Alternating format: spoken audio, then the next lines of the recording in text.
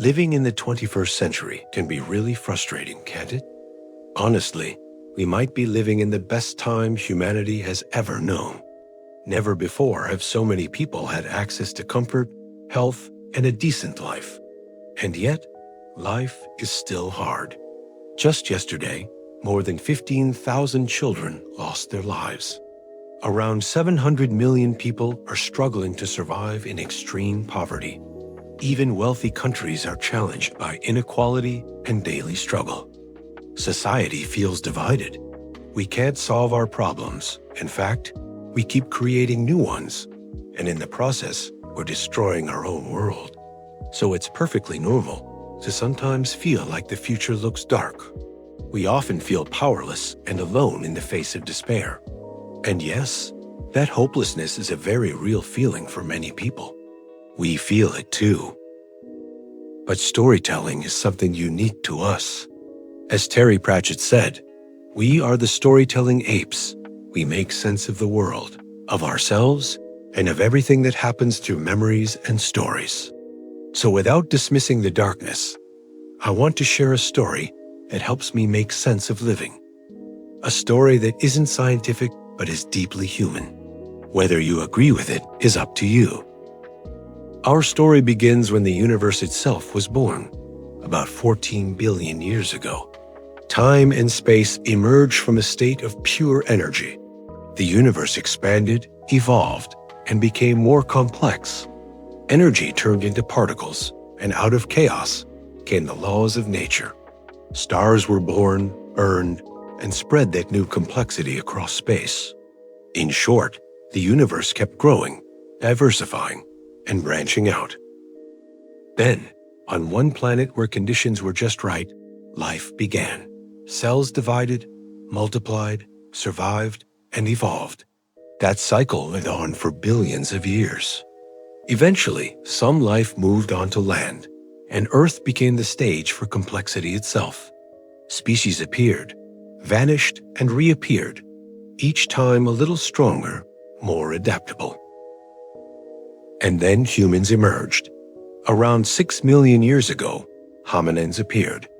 At first, they weren't so different from other animals, but their brains grew. They began to understand the world, to look at the stars, to control fire, and eventually to make stone tools. They celebrated together and mourned together. Life was hard, but they survived together. Storytelling helped them endure. And finally, we arrived, humanity. The world was still harsh, but we didn't give up. We invented better tools and learned to pass knowledge from generation to generation. Progress was slow at first, but we kept going, and eventually we made the planet our own. Agriculture, villages, temples, civilizations, followed by science, industry, the modern age, and finally the information era. Today, the planet is ours. We've split the atom, traveled to other worlds, and built enormous cities and machines. But we are still the same humans.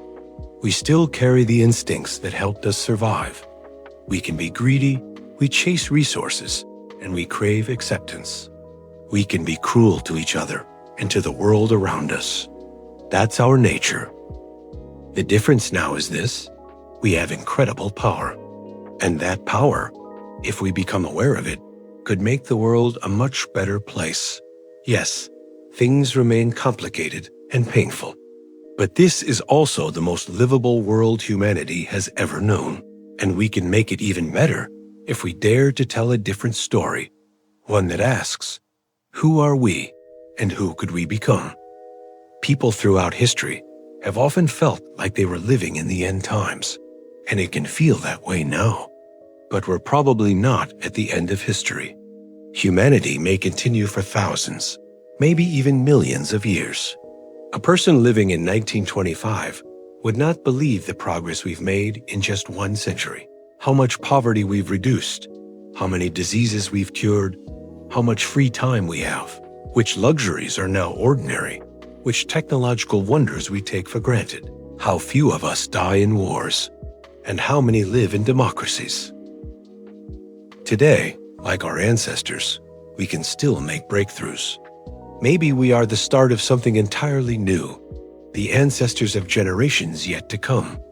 Our circumstances are very different from those who came before us. It's as if we've been handed the save file of a simulation. Our ancestors played for millions of hours, and now we get to decide where the story goes next. The world is still a difficult place to live, but we have more opportunities than ever before. We can use those opportunities to make it better. A world with less suffering, more happiness, one that fits our nature while inspiring us to be our best. Of course, there's no guarantee of perfect happiness. There will be setbacks and failures. Some things may get worse before they get better. But if we pull ourselves together, that better world can be ours to create. You are the one who gets to do that. This imperfect, extraordinary world belongs to you, and it's up to you to make it better.